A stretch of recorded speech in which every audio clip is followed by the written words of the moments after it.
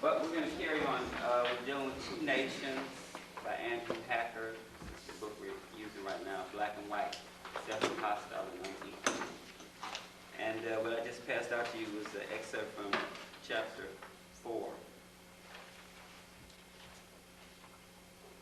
Dealing with white responses. Before we get into that chapter, though, we're going to go back to chapter 3. We've really been completed and try to look at some of the issues there that Hacker was discussing.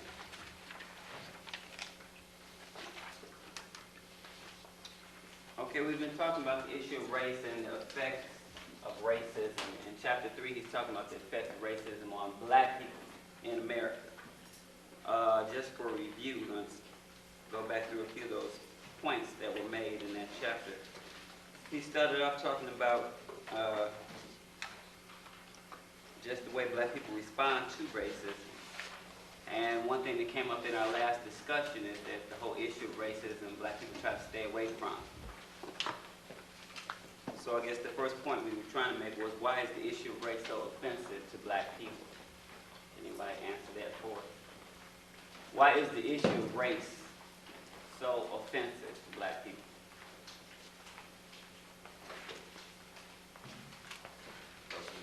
We have always been taught that something's wrong with being black. Okay, that's part of it. We've been taught that there's something wrong with being black. Anybody else? Why? We've also been taught that, in school we were taught that we are a part of this society, and the reality of that is that we're not. We're on the outside looking in, and when you deal with issues of race, it just magnifies that reality all the more. And that's one reason why we don't want to deal with that. We don't like dealing with reality. Okay, that's true too. Because we would like to believe that we are all a part of the melting pot, that it's one nation under God, indivisible, liberty and justice for all. We've been conditioned to believe it. We've been taught that in school. We've taught that in our interaction with all the institutions of the society. So anything that contradicts that, we try to push it aside or ignore it. So as Swat said, we do live in a fantasy. We try to pretend like everything is better than it really is. So we don't want to rock the boat. We don't want to destroy our opportunity to achieve the American dream. So we tend to downplay issues of race. But there's the most clear reason is because, as O'Dary was indicating, our acceptance of the myth of black inferiority. We believe, as we have been declared inferior by our oppressor 400 years ago when he brought us here during slavery, he said that we were inferior. Africa was backwards, it was primitive. We accepted that myth of black inferiority, and so it dominates our thinking. And in our relationship to white people, we feel inferior, as evident in the kind of culture that we live in. We live in a culture where everything we do is to imitate our oppressor, right? We try to be just like them. We accept their standards of beauty. We accept their standards of education. We accept their standards of everything. And our whole life is an aspiration to be accepted by, quote-unquote, white society. We set our standards on their standards. So what they say is good, we say is good. They say it's right, we say it's right. We set their attitudes, their thinking, their opinion, we value them. And so our whole life becomes a system of trying to be acceptable to our oppressors. So because of the myth of black inferiority, we find issues of race offensive. Now, white people with the same, not with the same motivation, but with the same intensity, find race issues offensive also, but for a particular reason other than ours. And what might that be? We discussed that a little bit in the last class too. Why do white people find racism offensive? In part because unwillingness to share any responsibility for conditions that exist or anything that happened in the past might lead to that. Okay, that's part of it. It reminds them of their nature and the things they've done to keep black people oppressed and exploited and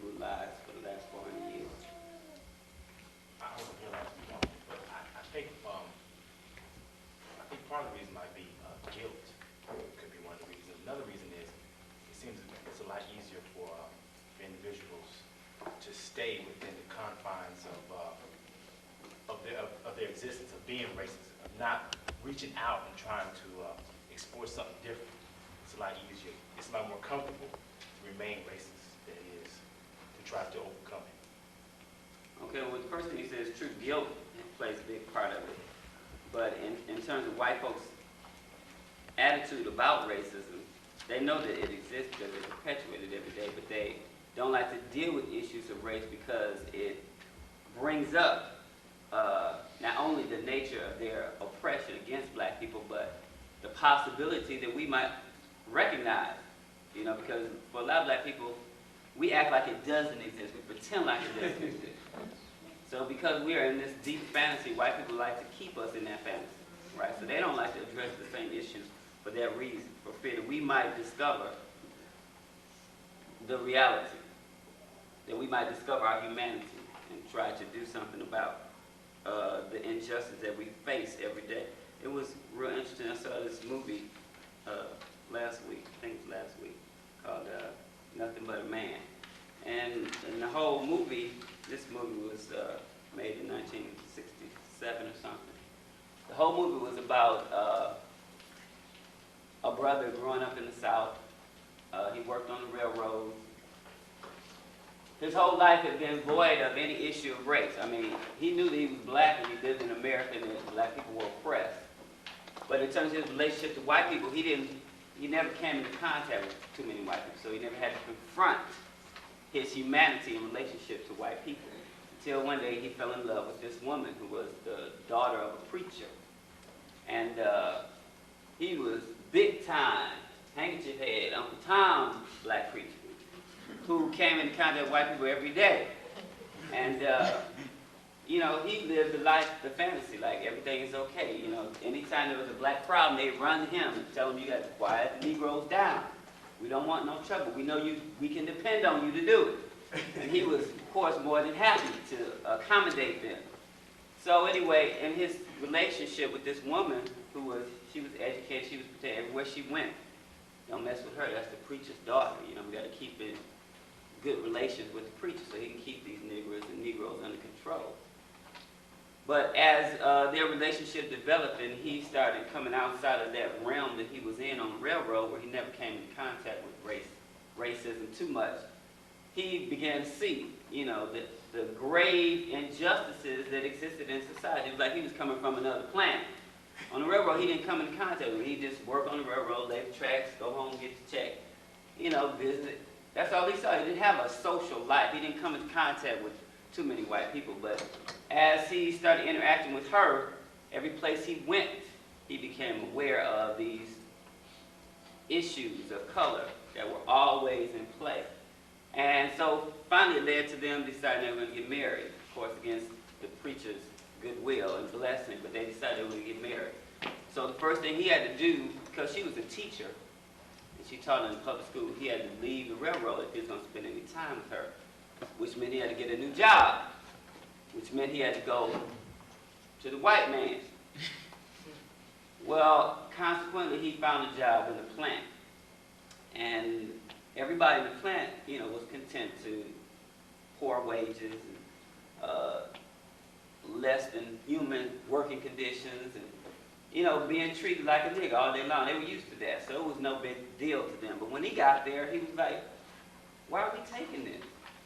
We take a lunch break and we gotta listen to this white boy crack jokes all day that aren't funny, and we're supposed to laugh and tell him he's funny. We're supposed to be happy when we get a dock in our pay and we worked more hours than we supposed. Everything he saw wrong, he complained about. And everybody looked at him like, well, what's wrong with you? This is the way it is. What are you complaining about? So anyway, one day, they were all sitting there at lunch, and the white boy was cracking his stale jokes, and nobody was acting like, you know, they heard him because they were used to it. So he said, well, what's wrong? Ain't I funny? And so the brother spoke up and said, no, you ain't funny.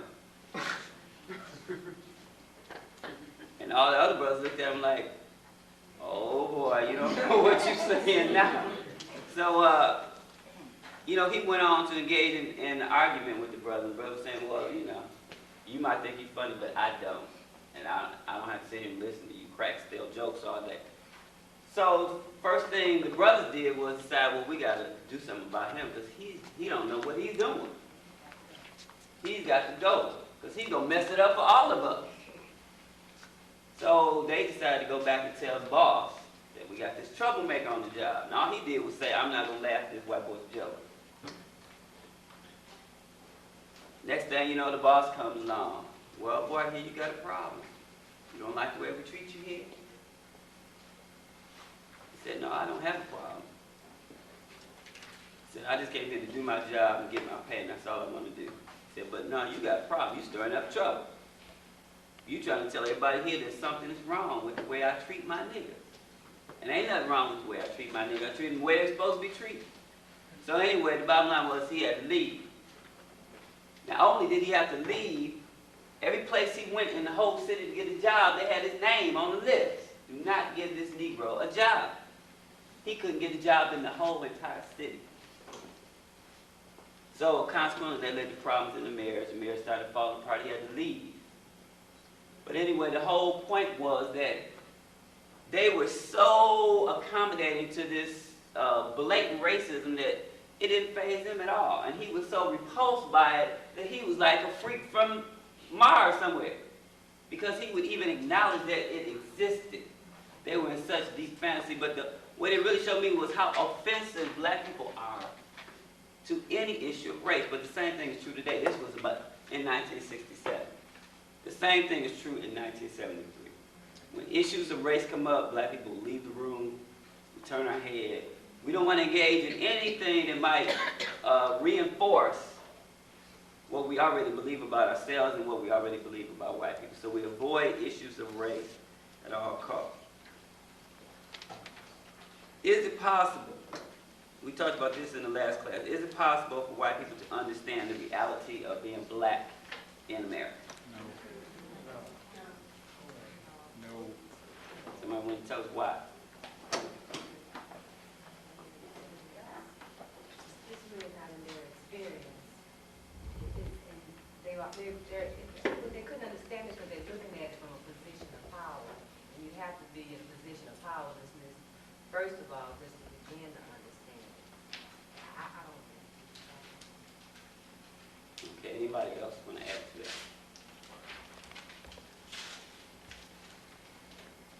Basically what she's saying is true. Without the experience of being powerless, then they don't have any basis to compare what being black in America is like. Because they have power. They are part of the institutional system of the society. When the Declaration was written, it was written to include them. When the Constitution was signed, it was signed on their behalf. The whole country is based on being white and American. So to be black in America, for a white person to understand what a black person goes through is totally impossible. Although, white people have tried. I read a book once where an author disguised himself as being black and went through the South. I think that's the only way Black they can. like me. Yeah, black like me. That's the only way they can experience it. They disguise themselves. Aminati, yes. I was just going to say that, the whole experience of being black is, before we're born, all the different problems and, obstacles, the minute we touch Earth, the whole atmosphere is permeated with this, ABI and DBI, and, from your parents on out. So there's no way, even though, some white sociologists would try to, put themselves in situations where they could, figure out what they the could problems experience are. the physical degradation of being black, but the psychological devastation is totally escapes them because they don't. Go ahead. I read that book years ago, Black Like Me, and I was just thinking the same thing, that even though he took that drug and altered his physical appearance and went through some of what we've gone through, we're looking at 400 years of our experiences. If white people became powerless today, they still don't have that 400 years of psychological and physical oppression. So it's still, for those reasons, it's impossible for them to know what we do. Okay, go ahead. the experience, the black experience in America cannot compare with there's no way somebody, you lose your language, your culture, you are totally taken away, you become a non-person. So there's no way a white person or anything can become a can accept to be a non-person. No matter how much they try, no matter whatever reason they try to give, but it's totally, nobody has gone through the experience. Only black people in America have gone through the experience. Everywhere else where blacks have gone through everywhere else you can see blacks didn't go through that kind of experience. The relationship is a little bit different than what it is today in the United States. But then black people as a whole are dealing with the same oppression, the same white oppression all over the world. That is true. We went through culture shock. We were totally dehumanized. Our religion, our language, our culture, our heritage, everything that we knew was taken away. So we were made to think, to feel, and to act inferior. And the only way that can happen is when you have power to make those things happen. And for black people who have been powerless for 400 years to go through that and to perpetuate it generation after generation, we pass down the same psychology to our children, which means it becomes more automatic. Y'all do know that, right? In the beginning, y'all saw roots, they had to beat it into us. You know what I mean? They had to beat Kunta Kinte to accept that his name was not Kunta Kinte, but it was Toby. But every generation, it becomes more automatic, so that the psychology of powerlessness that black people have is automatic. We feel inferior without thinking about it. We don't conscious, it's not even on the conscious. That's why most black people will not admit that, yes, I do feel inferior. Because it's not on our conscious level. It's subconscious. It motivates everything that we do, so we don't have to say it. We can just look at the way we act. It indicates that we feel inferior. But racism, the whole issue of race, we try to come to some synthesis on what is racism as it relates to our experience as being black and American. We said that racism is the ability to exercise or practice injustice based on institutional power. That without institutional power, you cannot be racist. Because you have no means, no mechanism by which to perpetuate discrimination, prejudice, injustice, inhumanity. And this idea of reverse racism is a misnomer. Yes, another cliche. Racist idea, throw it back on us. Could you repeat that one more time? Racism is the ability to exercise or practice injustice through institutional power. In other words, what we're saying is without power, you cannot be racist. You can be prejudiced, you can discriminate, and in terms of race, there's not much you can do about that. If you're black, I mean, how are you going to discriminate against something that you don't have any control over?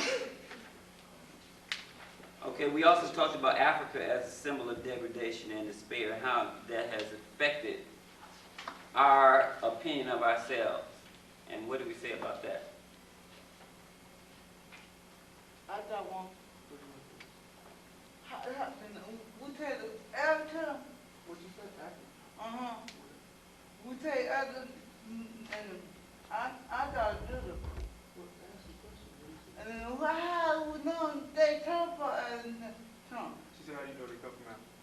We're talking about what is our perception of Africa as black people in America? How do we perceive of Africa?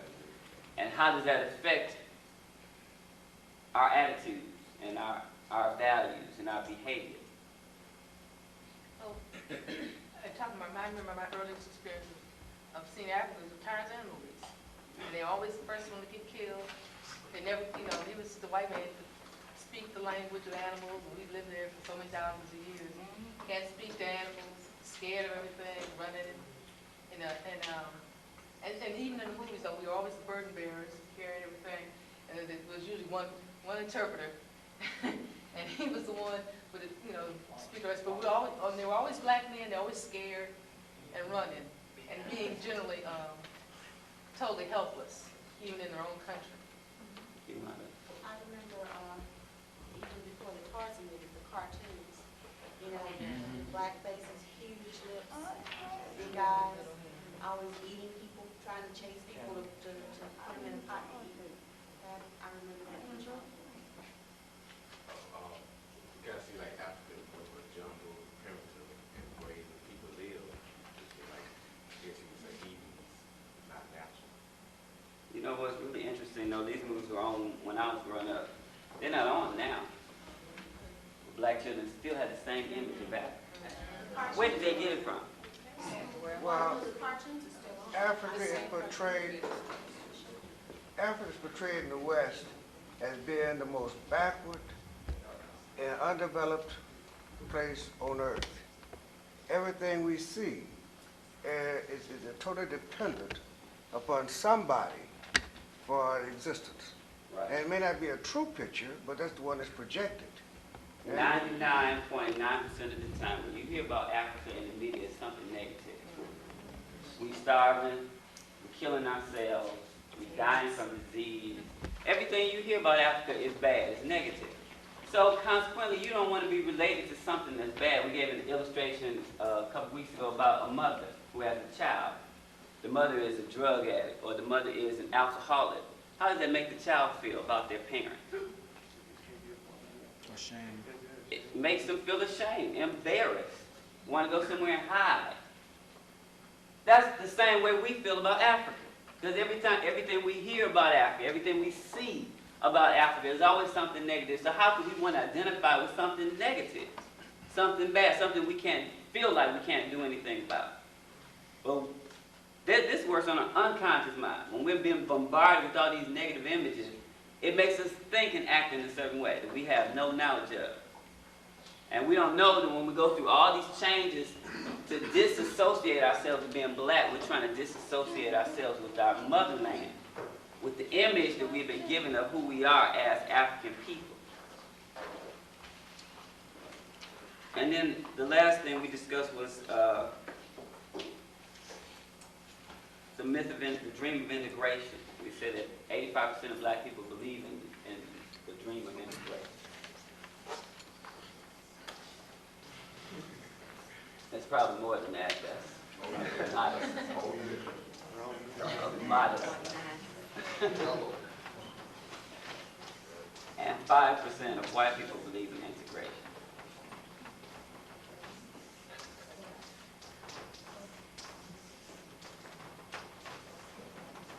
What accounts for this great Insanity. What accounts insanity? What accounts for this great contrast between white people and black people in terms of believing in integration?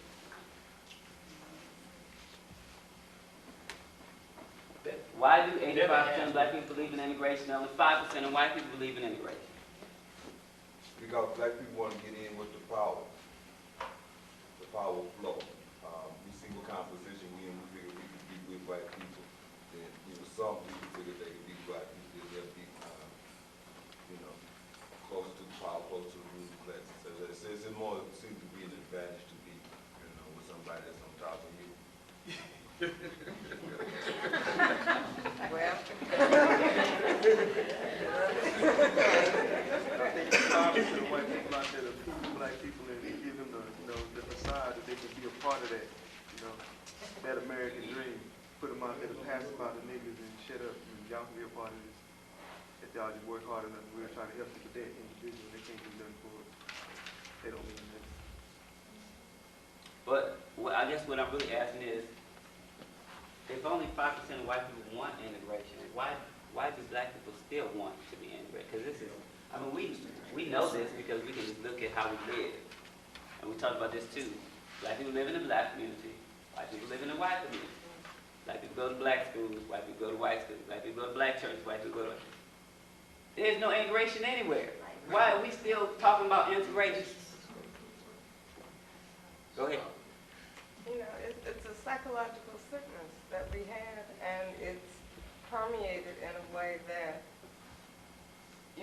even like you said, in the face of all doubt, we still want it because we feel like we can't do anything for ourselves that's worth having.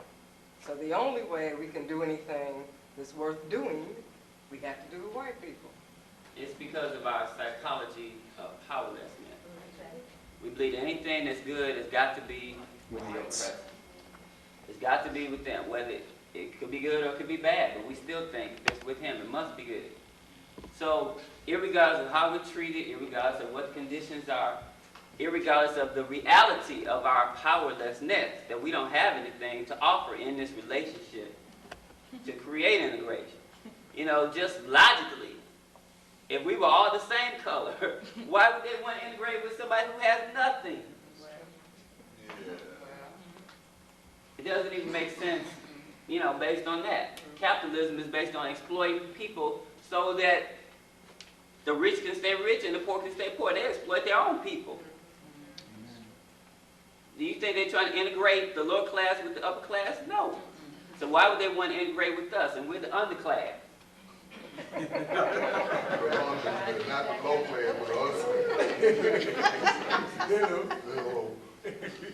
Okay, I'm going to do a little survey here. I just want you to be honest. Wow. Maybe we can come from why 85% of us still believe in it. I'm just going to ask some questions. I just want you to think about the question and give your honest answer. Yes, no, or maybe. And then I'm going to ask you, you know, to pontificate on why you said yes, no, or maybe. Okay, the first question is, these are questions that he posed in chapter 3. Should black colleges be preserved? Should black colleges be preserved? In other words, should we do away with black colleges, that white people come into black colleges, or should we hold on to that tradition, culture that we think has been perpetuated at these schools? How many people went to a black college, first of all? So you know how much we need to preserve, right? How many people think we should preserve black colleges? Raise your hand, please. 2, 4, 5, 6, 7, 8, 9, 10. You said real? 2, 4. Keep your hand up. 2, 4, 6, 8. 18 people say we should preserve black colleges. Okay, how many people say we should not preserve black colleges? As they are. We talking about as they are, not how we would hope them to be.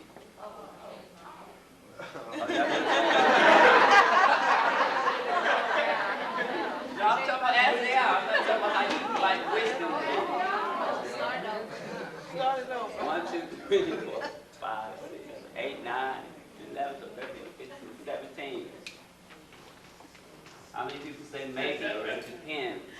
It depends.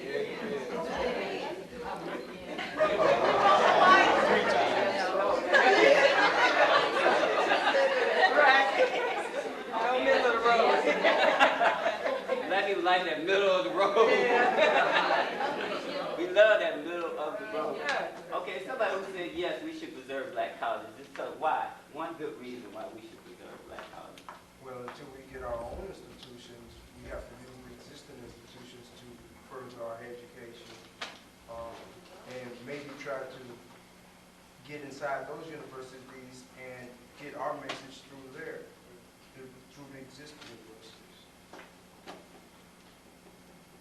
Did that answer the question of why we should preserve black colleges? I thought so. It's like catching it. I'm listening. So you saying we should preserve black colleges because? Until we can get our own institutions, they're the existing institutions whereby we can. So you saying black colleges are not our own institutions? They're not, they don't work for the interests of black people. Okay. But it's better than having. It's better than having Nothing. Okay. That's a good argument, like you always have. It's better than nothing. It's better than nothing. Better than nothing. I got a good story to tell you about that. Better than nothing. It's probably not appropriate. I'll let you go. Okay, who said no? We should not preserve black colleges. Why should we? For the same reason he said we should. The institution don't work to the interests of black people, and Because they're not really black institutions. It's not better than nothing because we got nothing anyway. So that That's Right. responsibility anyway. I have a problem with the black institution. I have a problem with the black school. There's no such thing. There's no such thing as a black school. There are schools for Okay, black we call people, them but black. these are white schools for black people. There are no black schools. Okay, but we call them black, don't we? And we attend them because they're black. But there are schools for black And, people. and a lot of youth, when they go to a black college, they think they're gonna get some black awareness, some black culture, some black things. They think that when they go. I have to agree with the brother here because the institutions, the educational institutions in America are set up so that you can function within the society. And they are set up so that black people, well, I mean, you're not going to learn your history. You're going to have to stop relying on these institutions run by white people. And black institutions are run by the government. They aren't trying to give you any education. I mean, so you have to find it on your own. And anybody that's been to a black institution knows this to be true. That most of the funds that come to that school don't come from your parents' pocket, but they come from the government. Okay, moving on. Should black students, black youth, attend white schools on lower task levels? Should black children attend white schools on lower task levels? In other words, when a black child goes to a white school and you know that they have not been prepared to compete, educate academically with these white students, should they be allowed privileges like not having to take this test and not having to, should they have lower standards? No. Some people say yes. Nobody says it. Some people say no. Okay, some people say maybe. Why do you say maybe?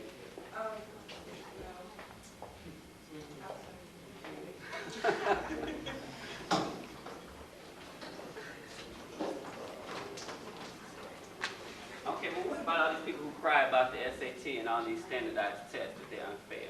Well, Perpetuating the sense of black history. And it's devastating to black people. That is, and it's just saying that this is just another person saying we're inferior and you're supposed to accommodate our inferiority. And it perpetuates them. In my opinion. When Harvard somebody spoke here regarding the conspiracy against black men, and he mentioned that thing about perpetuating that myth, and his statement that we've been living with white people much longer than the Vietnamese, and they come here and ace the SAT and so. blow everybody off. Yeah, we should know. If anybody should know the white culture, we should. So that's kind of like you said, that's a myth that needs to be stopped. But on the same time, though, I think you can't say that as a community and then not provide the programs to help bring our children, because they're just not being taught. Right. That's the problem. Why does it scare? And all white schools is the SAT prep course. Most black people just walk into the SAT like, whatever happens. No preparation, no study, just unprepared. White people start in the 7th grade. They start taking the 6th grade, taking the SAT. In the 6th grade, they start taking the test. So by the time they done took the test 10 times, by the time they get to the 12th grade. That's right. But that's the same thing that's true with like those Vietnamese and the Indians and things. In those countries, math and some of those subjects there's more emphasis placed on them than they do in this country. So when they come over here, they can jump right off Right. that. It has a lot to do with the expectations, like what Tyler was saying, what we expect, the standards that we set for ourselves. Okay, next question. Is supporting a candidate because he's black wrong? Is supporting a candidate just because he is black wrong? Yes. Say yes, raise your hand. Is it wrong? Is it wrong to support a candidate just because he's black?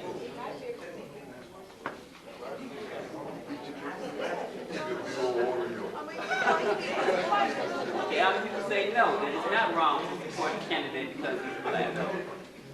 people say no. It's not wrong to support a candidate just because it's black. Other people say maybe. It depends on the situation. What if it's a white candidate and a black candidate running for office? I support black.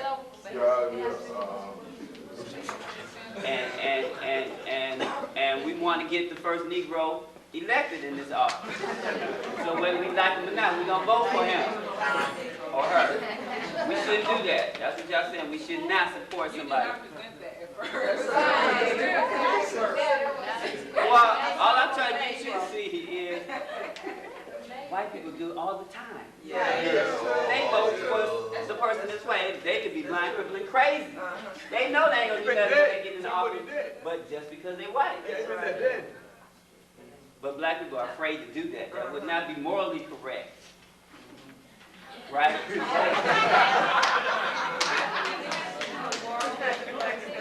Well, it does have something to do with morals, not all. Yeah, but I think that we have to be smarter than that. We have, even if the person's job talent, if they're willing to work with us, then it's based on our definition of what we're trying to do. And so, based on what you're saying, would it be a yes or a no, or would it be a maybe? I said it is not the best thing to do just to vote for a black person just because they're black. For example, Greg Washington. Clarence Thomas.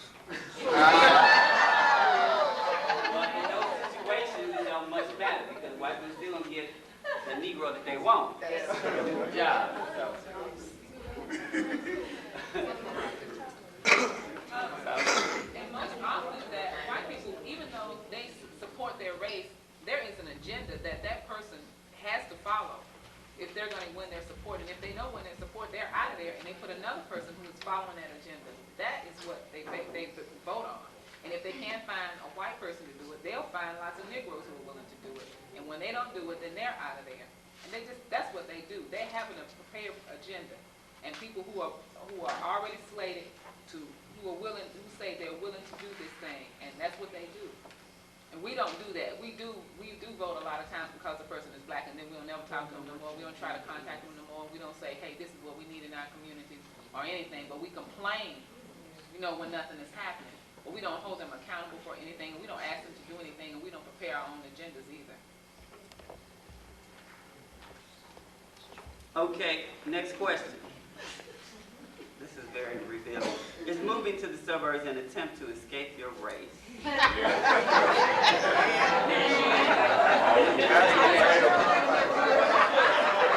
I'm going to say yes. Oh, well, let me ask this question before I ask it. How many people have ever lived in the suburbs? I do. Presently. Now let me ask again. Is it an attempt to escape your race? Yes. No, you just have to be out there. Okay, how many people say no? It's not an attempt to escape your race. That you couldn't find no place to live. Or how many people say it depends? Depends on the issue. Maybe your job is in the suburbs. Yeah. One of them is in the suburbs. You be close to home. The houses are built better in the suburbs. Okay. Next question. Do Caribbean blacks have less ABI than United States? No.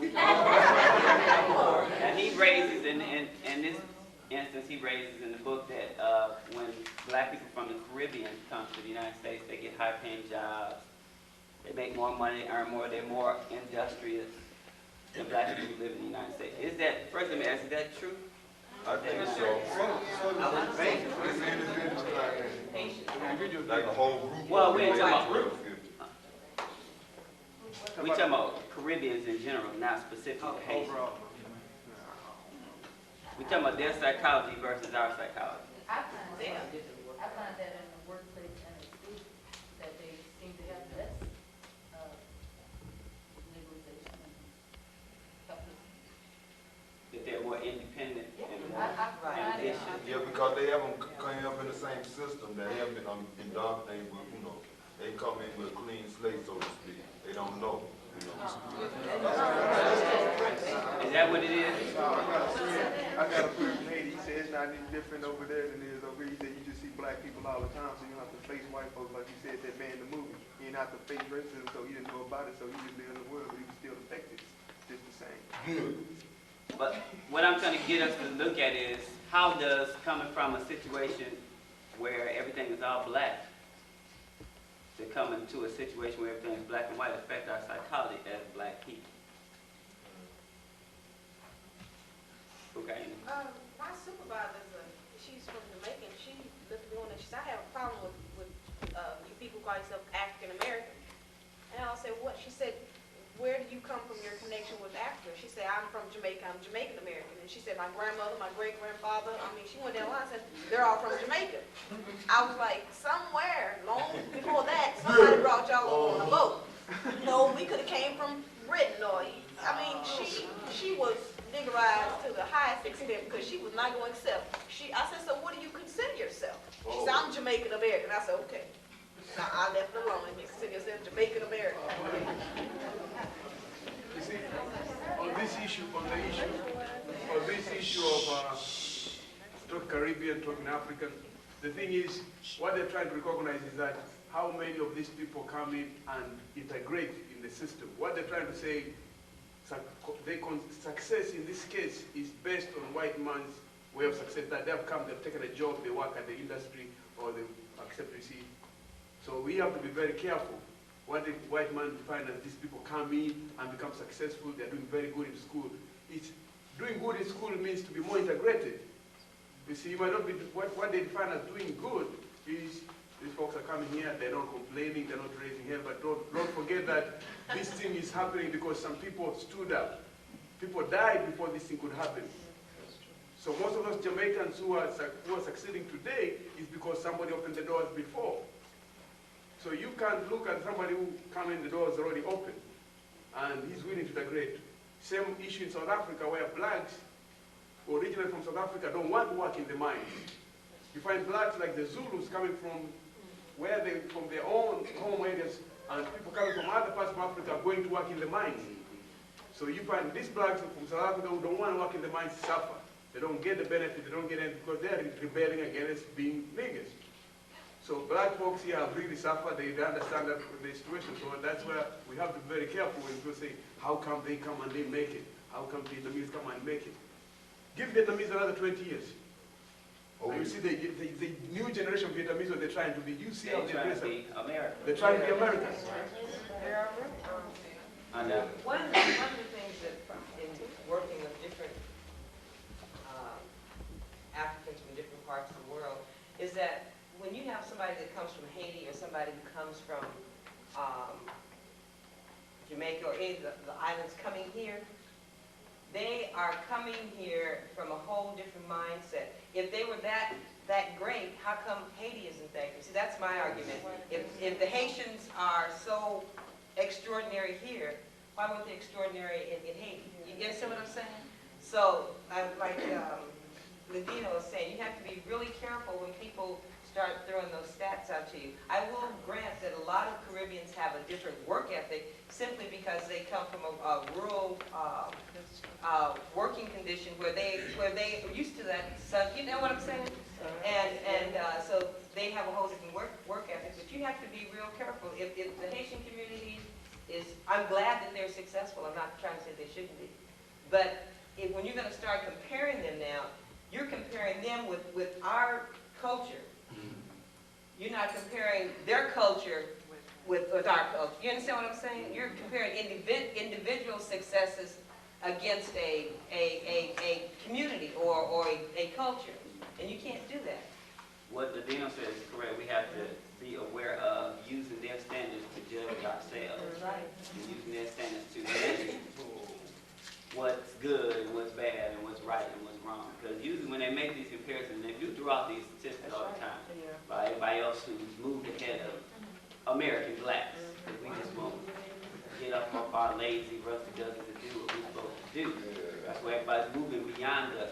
But it's always, these statistics always give us, to reinforce in us, what they want us to believe, the Mr. Black superiority. So it's really based on their standards and their judgments of what's acceptable. It's okay for black people to succeed as long as they follow these guidelines and they stay in their place, like black people are supposed to do. Next question, should the police, and this should be a very hot topic here, very close to home, should the police stop, harass, and break up black youth who hang out on the streets, creating public nuisance? I hear this discussed very often around the church. You know, on Sunday when the police make their sweep up Martin Luther King, some people saying, man, why do they keep harassing them? And other people saying, well, look at them, they hanging out all over the grass and messing up people. Should the police harass, stop, lock up, do whatever to black youth who are just hanging out doing nothing? Yes, no, maybe. But you don't know if they're doing it or not. They're going to just stop you on the basis if you stand out there. No, but you can go to River Oaks, you can go to Memorial Park, anywhere else, with a bunch of white folks hanging there, sit on their cars. They might tell them they might need to leave, but it's more of on a harassment level up here in McGregor. Yes, I can understand about city ordinances and, you know, too much of that congestion. If there's a problem, ambulance or police can't get in, I can understand that. They can control the traffic. That's a park. They can control the traffic a little better, but the harassment, I mean, you wouldn't go to River Oaks Memorial Park and find laws 5 at every corner of life on a Sunday if there's a bunch of people out there. You wouldn't find that. So what are you saying? They should not? You're saying they should just let them If they don't have any just cause for it. block up the streets, Right. stop on the streets, drink on the side of the streets? That's what I'm saying. They can control a lot of that. Okay, now they know that they're doing wrong, you're doing wrong. No, you should not be drinking on the corner or whatever. They can control it a little better. But as far as putting a stop to it like they've done, I mean, I can understand about the traffic, okay? But that's a park, and people are. They use it as an instrument to mess with us. They just wait to look for somebody to beat. Okay, so you're saying that they should not harass us? No, Are you? no. Who think they should put a stop to? I have maybe. Anybody? Well, one of the things, that's not what happened. The business people up there complained to the police because they were talking about them being on their businesses. So I don't think they should be harassed, but I don't think that the children should be allowed to just vandalize people's businesses. It's not all, it's just some.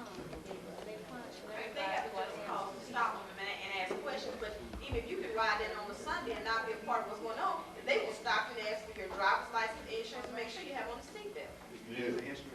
I was gonna say there's a difference between harassment and then just trying to control the flow of traffic and trying to limit loitering and vandalism and that kind of thing. When they're just randomly stopping cars, pulling people to the side and asking them for driver's license, that's harassment.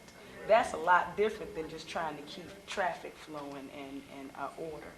And putting those cones up where you can't cross from one end of you can't cross the boulevard at the turns and all that. That's harassment to everybody in the community. But we have a say in this. We are powerless. So do we have a say how it's going to be? Especially we are powerless people. So how? The thing is, we don't even control. That shows we don't even control our own neighborhoods. If we control our own neighborhoods, brothers would be doing that. We would have jumped on it before. We would have jumped on it ourselves. But if you're not willing, when we felt that brothers were threatening our survival at the bucket of blood, we took action. We fought the place. And get the brothers out and sisters and everybody who we felt was a threat. So that's the only way you do it. You can't go and try to tell people how to control you. Thank you. We depend upon our oppressors for everything. We depend upon him for everything. Now, these are our youth. They ain't, like, where they coming from? From our neighborhoods, all up the streets, blocking all the streets. You can't get to the corner yourself. yourself. Right. You would probably like to get kind of harassing yourself, which would probably be better if black adults decided we're going to put an end to this.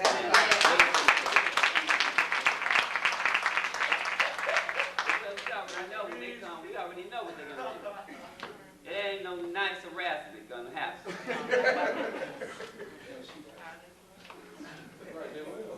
Okay, this is another sensitive issue.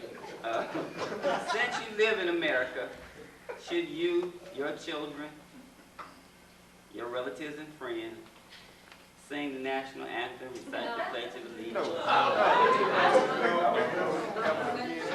Some of y'all saying no, but you do. Say yes, that you should, because you live in this country. You say yes, that you should. Now, all y'all trying to tell me that y'all don't recite the Pledge. What about your children? What about your children? I would teach my daughter that as long, okay, if her class is getting up and they're saying the national anthem and singing these songs, I would teach her not to be disruptive.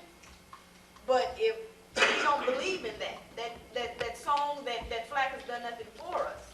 So I would teach her how to not cause a disruption, but if I need to write a note to the teacher saying my child will not participate in this for such beliefs, my child should not, she's not going to stand up and say it. But it's the way you do things. I mean, it'll be different if, Ashanti's sitting there cursing and saying, I ain't doing this, and that's a problem. Okay, but if Ashanti goes in with a note saying, no, my mother said I will not stand up and recite anybody's pledge, crossing my heart to anybody's flag. Okay, that's clear. Now, remember in the beginning I said we're going to be honest now. How many people have been to a baseball game recently? Anybody? Any kind of sports game. When they okay, keep your hand up. When they sang the national anthem, what did you do? Stand up. Everybody else.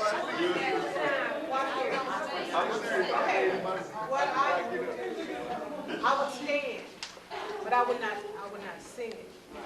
I would stand with everybody else, but I would not sing it because. Okay, next question. Should we even stand up? No. Yeah, you got to throw off the program, man. Is standing up showing allegiance to your country?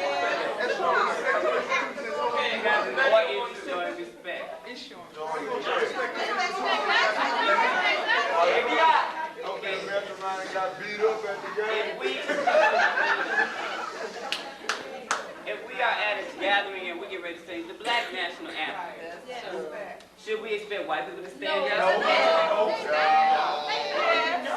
So if they don't stand, are they being disrespectful?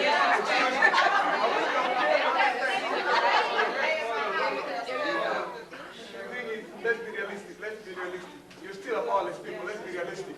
Because this issue comes up not only here. I see it even in African countries. You belong to the opposition party. You don't like the government. The national anthem is played, and you don't stand up because you feel like I don't identify with this government. I don't like the people who rule the government. But the government is not there, but they're supporters. They'll tell you, don't do that in Nairobi. Stand up. Now, on the issue here, people are going to react differently. So you don't expect that you're going to sit down and get away with it. The places where you're going to sit down, especially if you are where my neighbor is from, used to be my neighbor in Amana, Iowa. That's totally different surroundings. So you don't go out there and decide, make a decision now that I'm not going to stand. You would be taking a very big risk to do that. I know you don't like the government, cool, but we build this. You don't like it, but your grandfather built this. So yeah, it is very, very sticky situation. Don't make up your mind because Latino say don't stand up. Latino will be in Nairobi.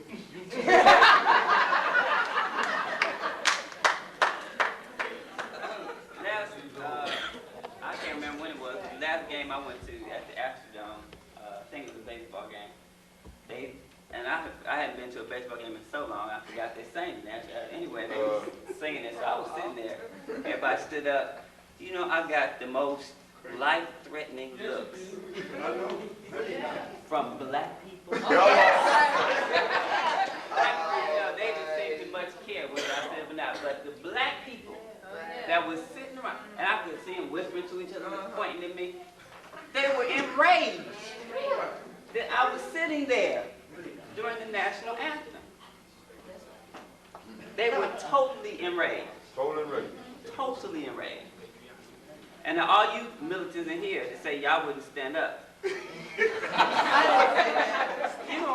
All I'm saying is you're going to get the opposition not from the oppressor. They're going to sing it anyway. They don't much care what you do. But other black people who believe that this is our country and that we have an obligation, whether we're treated as 3/5 or 2/5 or whatever fifth, we should still stand up. That's where the problem comes in. Go ahead. Last year, we had a basketball tournament at school, and the African Association of School had got everybody to learn the Black National Anthem. And then right before the tournament started, we started singing a song. What happened was that it got around to the city of Tallahassee that we did it.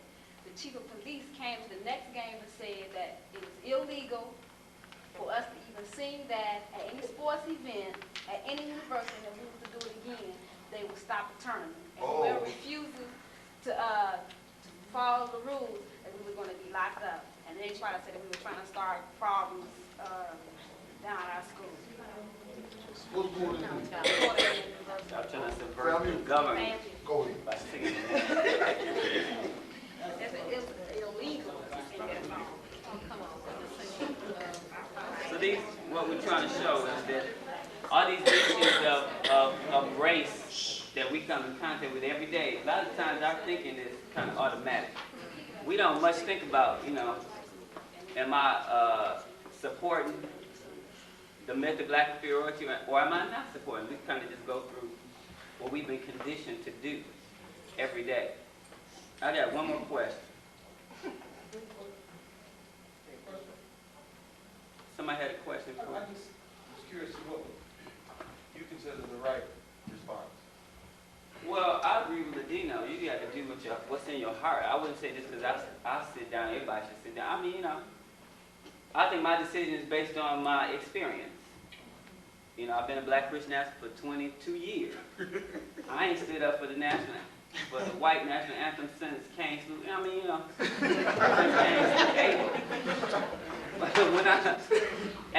it was interesting because when I first joined the church, it was my first experience with white people at white school. And not only did I not stand up, I wouldn't go to anything. And then I kept asking myself, well, why am I here? Why did I come to this school? I wouldn't support nothing. I wouldn't participate in nothing. I wouldn't even use my slave name, and they tried to force me to use it, Well, what is your birth name? And I said, my name is Biden. And I made my teachers call me that. I was being rebellious. I was 15, You know how you are when you're 15. I just would not. And, so that's the way I've been. But all these issues, I'm saying these are things we need to look at in relationship to the myth of black inferiority. Are we reinforcing it, or are we trying to destroy the myth? Are we trying to reinforce our position as a group, or are we just looking out for ourselves? A lot of times it boils down to, am I going to be an Uncle Tom, or am I not going to be an Uncle Tom? That's what it boils down to. So I think every situation is different, every circumstance is different, but a lot of these issues, like the issue with the youth, something need to be done. The police, if we let the police come in and harass our youth, that's our fault. We shouldn't be upset because the police got to come in and deal with a problem that we ought to be dealing with. But we get upset with the police. That's not the, I'm just saying we got to look at the issue clearly. Not, based on, well, is it right or is it wrong, but is it good for the group or is it bad for the group? And that's how we should judge all of our decisions. Is it good for black people or is it bad for black people? Last question. And this is another issue that he raises in chapter 3. Can America have an unstated strategy for annihilating black people? Say it again. Can America have an unstated strategy for annihilating black people? Is genocide real? Yes. I don't think it's unstated. AIDS. I was going to say, Yeah, it's real. Well, why that is kept? Most black people don't agree with that. So unless we're just some unique black people who think it's obvious that they have a genocidal plan against black people. Well, where is the plan, and why aren't we aware of it? Why aren't black people aware of it if it's so clear that this can be possible? See, the issue is really morality. We don't think it's humanly possible for somebody to consciously and deliberately annihilate a race of people. When you could have, I mean, I can remember, 20 years ago when I joined the nation, that talking about issues like, we were talking about the American Medical Association and the pharmaceutical associations and the conspiracy to not cure diseases because the amount of money that are brought in, And I mean, this sister thought I was, straight from hell to even have come up with this, be discussing it. And I'm saying that wasn't even dealing with, the idea of somebody doing something to black people specifically. It's just like you said, it's an issue of morality that we, projected on, people who don't have any such feelings. As we that whole issue came up with AIDS, right? When AIDS is this a conspiracy to destroy black people? Some people believe AIDS is. It's biological warfare against black people. Black people are the only ones dying from AIDS. all unwanted. All unwanted But also people that are homosexuals and others, right? All undesirable populations. In 1969, y'all remember after the riots, the rebellions in the 60s across the country, white people came out with the Current Commission report in 1969, and in that report they said America has a dilemma that we have been overlooking, that we have to face.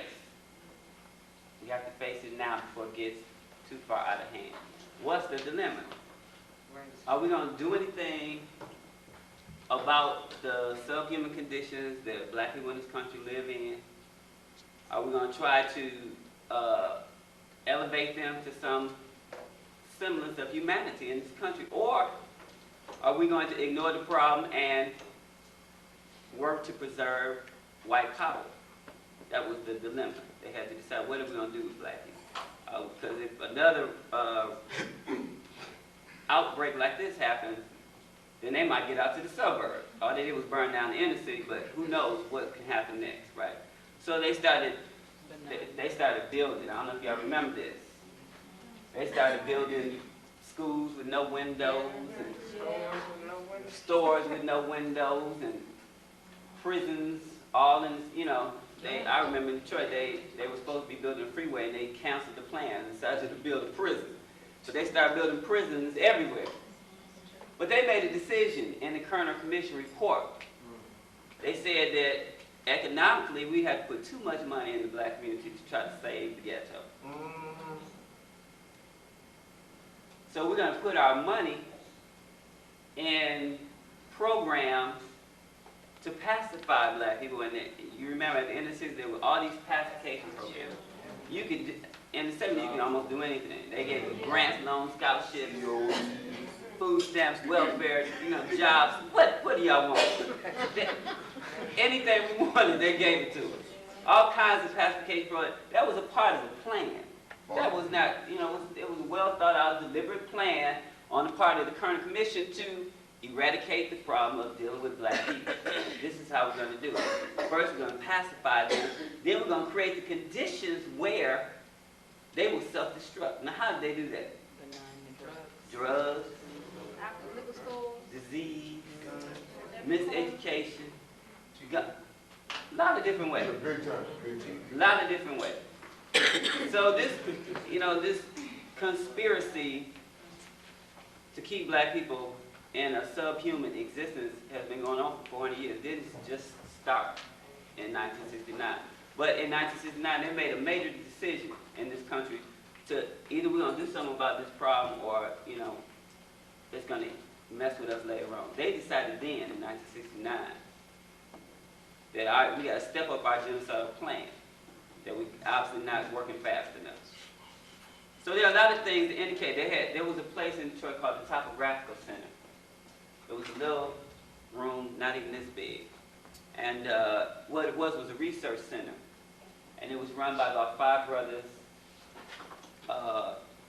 And in this center, I don't know where they got this material from. They had a wealth of material, books, charts, maps, statistics about everything, about the population, about education, about religion, economics, anything you want statistics about. But their whole presentation was to try to show black people that we are in trouble, that we are living under the threat of genocide. Unless we change, we're going to be wiped out. So you would come to the Topographical Center. They had all the black books that were out, any black book you wanted. You didn't have to buy the books. You could just check them out for free, read them, bring them back. But they were just trying to educate black people. You come into the Topographical Center, you sit down, they have a board, they pull out all the charts, they show you how black people are being destroyed, how they're white people buying up all the farms. And, you know, they had a very concise, very intelligent presentation. And for 1 hour, they would bombard you with statistics, facts, figures. When they finished the presentation, there was no doubt. You couldn't leave without believing that genocide is real. This went on, I think they were open for almost a year, not quite a year. But we go there periodically, you know, to get the presentation. It was, you know, when you left, you was really pumped up. Man, this is really something. The only problem was they didn't have any solution. No solution. Once they gave you all the facts and figures and told you what all the problems were and made you scared to death, they had no answer. Like, what are we going to do about this? Well, not too long after that, the Topographical Center got blown up. They dropped the bomb on it. The FBI dropped the bomb on it because it said, first of all, we don't know where these Negroes got all these statistics from. They figured they obviously stole them from some government agency or something. So anyway, they blew up the Topographical Center, but the problem was that all this information that was being given out to black people, they felt was a threat. Even though hundreds of people in Detroit went to the Topographical Center, got the information, and didn't do anything with the information. But just the whole idea of genocide being real for black people, for a lot of black people, they said, well, they shouldn't have been talking like that anyway. That's good. Glad they dropped the bomb on it. The whole idea of genocide is unreal. We can't imagine it. We can't imagine it would be possible for white people to conspire to destroy black people, in spite of everything they've done to us for the last 400 years. That really clearly illustrates the depth of our Negroization and psychology of powerlessness that has infected us to the point where we can't even conceive that we're being destroyed even in the midst of it. Jiramogi says in Black Christian Nationalism, we're dealing with group struggle. And the other problem, the other reason why we can't conceive of it is because we are so individualistic. We don't think about the black group, we only think about ourselves, so we don't recognize that we all got the same problem, we're all in the same boat. And that all the effects of racism don't happen to you because you are you, but because you are black. Which is the important point that we need to leave with. That all the racism that is perpetuated in this country is not just against you, it's against the whole black group. When you're exploited, when you're discriminated against, when you're pushed aside, when you're harassed by the police, they're not harassing you because your name is Jabari, but because you are black. And you are part of the black group. And in order for them to maintain their power and their control, they have to keep black people powerless, exploited, and brutalized. You may think it would be easier if you could struggle on an individual basis, perhaps, but you can't. So why even dream about it? The group with power uses it to accomplish group objectives. White people, as a group, do whatever is necessary to secure things that white people want. Power is not abstract. Power is real. We can see it. Power is the ability to exploit for the benefit of the group. Power is the ability to oppress those who must be held powerless in order that exploitation can take place. The white man oppresses so that he can exploit us. He exploits us so that he can keep us in check. Some white people are psychologically sick and enjoy oppression and brutality. But for most white people, oppression is not a choice, but it is on purpose. oppressed so that we can be kept powerless. We're kept powerless so that we can be exploited. We're exploited so that our enemy can remain wealthy and in control. It all makes sense.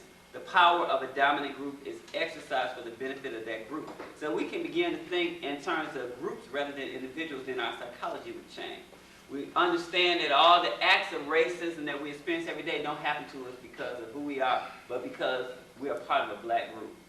And then our attitude, our psychology about our powerlessness will begin to change because we recognize that we have everything in common, and all these barriers that we put up amongst ourselves are insane. All we're doing is every time we put up a barrier between ourselves, we're stepping up. The white man's planning a genocide. We're stepping up his ability to wipe us out as a people. The more divisions we create for ourselves. We are a basic source of the white man's wealth and power. We must realize that it is a system that is destroying us. We get confused. And we're going to talk about next week the issue of good white people versus bad white people. White liberals versus white conservatives. That's where we get confused at. We think this couldn't be true. White people are all part of one system. Don't matter whether they're your best friend or your worst enemy. They're still part of the same system, and the color of their skin makes them a part of that system. Yeah. Ain't got nothing to do with how close y'all are, how well y'all get along on this job, or y'all went to school for 12 years. That ain't got nothing to do with it. They're part of the same system which exploits and oppresses black people. Our enemy does not consist of individuals who in personal relationships may be either good or bad. Personal relationships have nothing to do with the problem of black oppression. Personal conversations with individual white people on your job have nothing to do with the problems of institutional white power and white racism. You can get along with them, you can go out to lunch with them, you can go to their house for tea and cookies. It ain't going to change the black problem. It's not going to change the power relationship between black people and white people in this country. But we are confused. So we're gonna move on. We'll talk about that next week. The white response to black oppression and black racism. Go ahead. What page did you just read the power on? Page 81. In Black Christianity. Okay, this handout is dealing with chapter 4.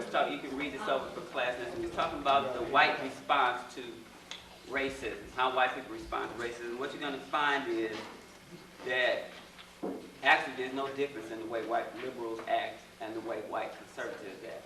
So the whole myth of good white people, bad white people, it's no such. It's only in our mind. You got one more to man up. I'll have some more next week. This is the last one I have. Any other questions? Okay, as I said, the time and the date of the class is going to change, but I'll let you know next week definitely when the class is going to be scheduled. I need to know what ABI is. I'm sorry, you use that word a lot tonight. It's the acceptance of black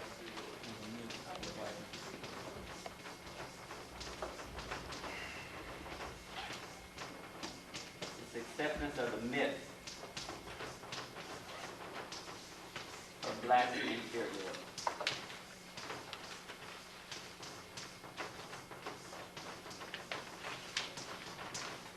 And we just say ABI because it's a lot to say.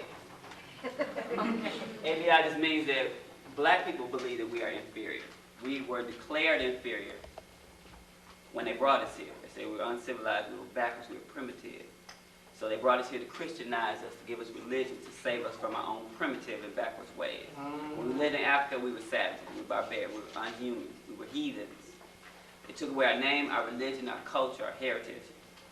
They separated our families, and they gave us their religion, their culture, their history, their everything. Read their justification for doing this, for oppressing, for dehumanizing, raping our motherland, and destroying hundreds of millions of black people was because we're inferior. That was their justification. And that's what we call the Declaration of Black Inferiority. They declared us to be inferior. That was their justification for using us to build a country for them. Okay? They told us we were inferior. We started to believe it. So it became our acceptance of the myth of black inferiority. That's when we say that, we mean that we have accepted what white people said about us to be true. We think we're inferior. We act inferior. So consequently, we tried to be just like them.